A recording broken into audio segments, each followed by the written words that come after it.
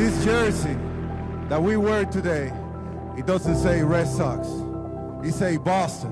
You know, I always thought about going to the World Series and losing. I always dream about, I had a nightmare about, because you go through the season beating the opposition, and then you get to the World Series, and then you have to pack to go home because you end up losing. I used to have nightmare about that. In the sunlit streets of Santo Domingo, Dominican Republic, on November 18, 1975, a boy was born into modest beginnings. His name was David Americo Ortiz Arias, but to the world, he would become Big Papi, a nickname that grew beyond affection, becoming a symbol of joy, heart, and resilience. David was the eldest of four, raised in a household stitched together by love and struggle. His father, Enrique Ortiz, had once played professional baseball in the Dominican leagues. His mother, Angela Rosa Arias, was the family's emotional anchor, the steady hand guiding them through lean years.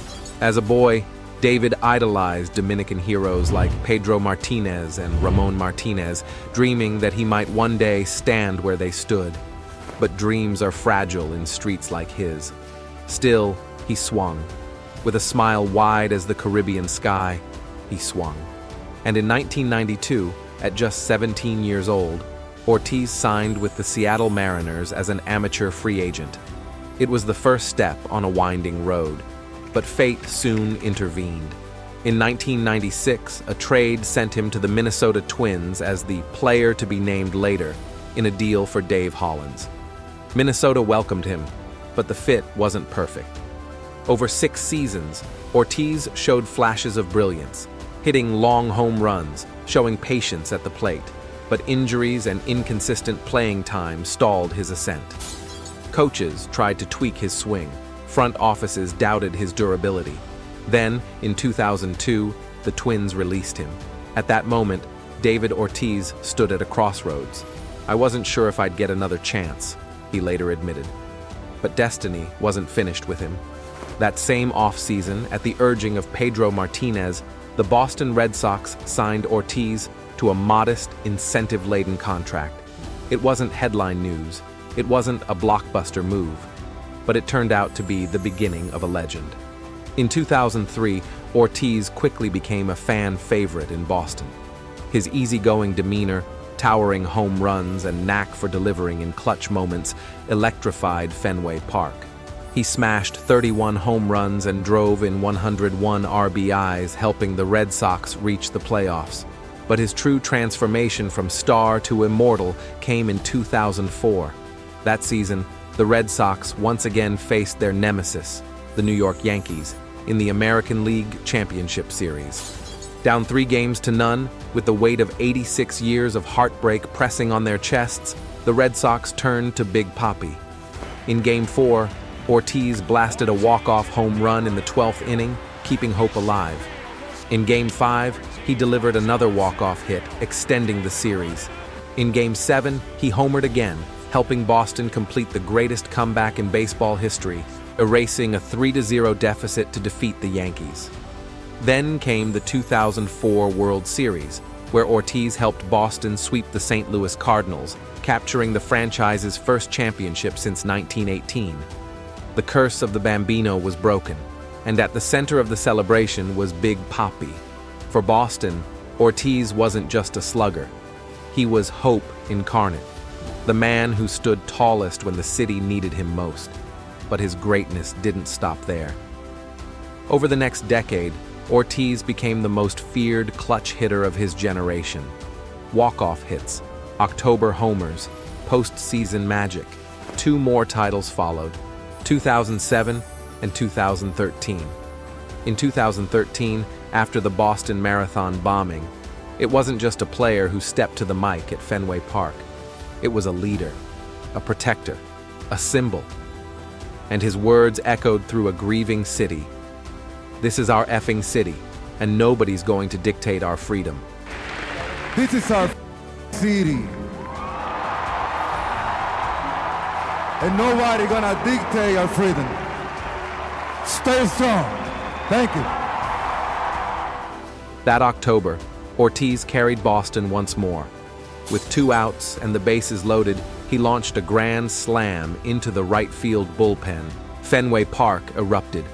Ortiz carried that postseason magic into the 2013 World Series, batting .688 against the St. Louis Cardinals, earning World Series MVP honors. With every swing, every smile, he wasn't just playing baseball, he was healing a city.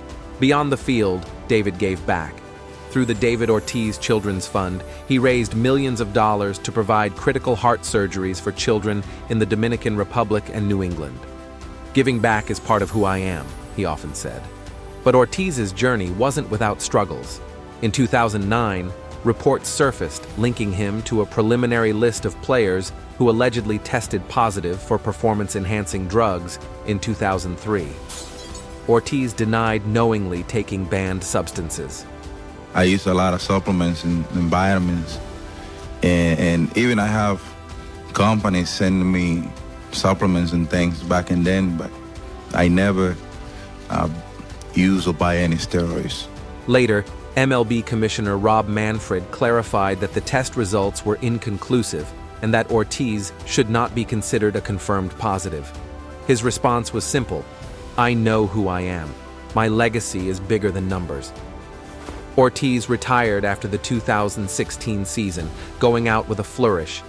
At age 40, he led the league in slugging percentage and RBIs, finishing with 38 home runs and 127 RBIs, one of the greatest farewell seasons in baseball history. He left the game with 541 career home runs, over 1,700 RBIs, and countless memories etched into baseball lore. In 2017, the Red Sox retired his iconic number 34, raising it to the Fenway Park rafters alongside legends like Ted Williams and Carl Yastrzemski. "I'm home forever," Ortiz said, tears glistening as fans cheered. Then came June 2019, a moment that reminded the world how fragile life can be. Ortiz was shot in the Dominican Republic in a case of mistaken identity.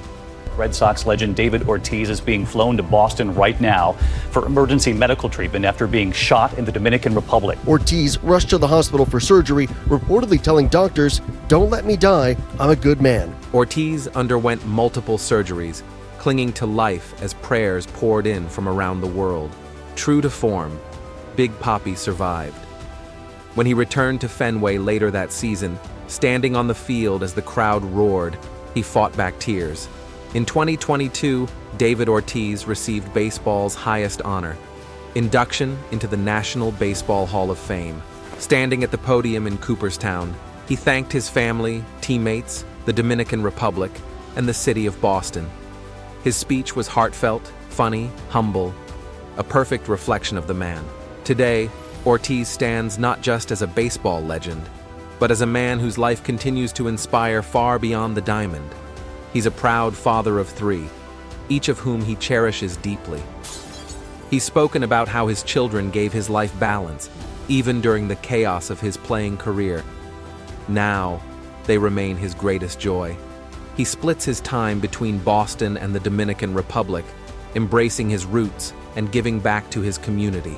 The David Ortiz Children's Fund continues to save lives, having helped provide over 1,000 life-saving heart surgeries to children in need. His foundation's work isn't just philanthropy, it's personal. "Every kid deserves a shot at life," Ortiz says. "If I can be part of their miracle, I'm blessed." In the world of baseball media, Ortiz remains a beloved figure, bringing humor, authenticity, and insight to Fox Sports baseball coverage, where his laughter and storytelling continue to connect generations of fans. He's also ventured into business, launching his own cigar line, restaurants, and partnerships both in the US and Dominican Republic. And in quieter moments, away from cameras, Ortiz enjoys the simple things. Life's too short not to enjoy it, he smiles.